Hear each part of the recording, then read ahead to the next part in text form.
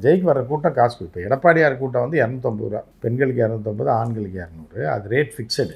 இவருக்கு வந்து யாருக்கு வந்து விஜய்க்கு வர கூட்டம் தானாக வர கூட்டம் தான். ஏன்னா ரசிகர்கள் பார்க்கணுன்னு வராங்க. விஜயை பார்த்துடணும், ஒரு முறைனாலும் நம்ம ஊருக்கு வராரு, நம்ம போய் தான் பார்க்க முடியாது.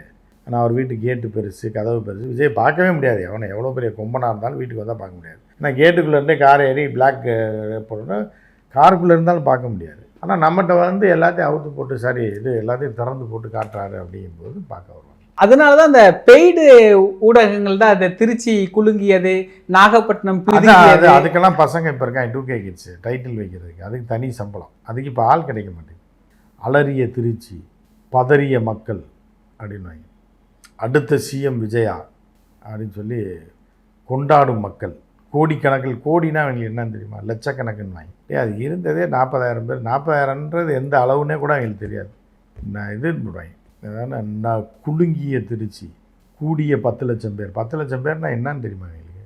ஏதாவது அடிச்சு விடுறாங்க, அந்த மாதிரி விட்டு இது பண்ணி காசை வாங்கிட்டு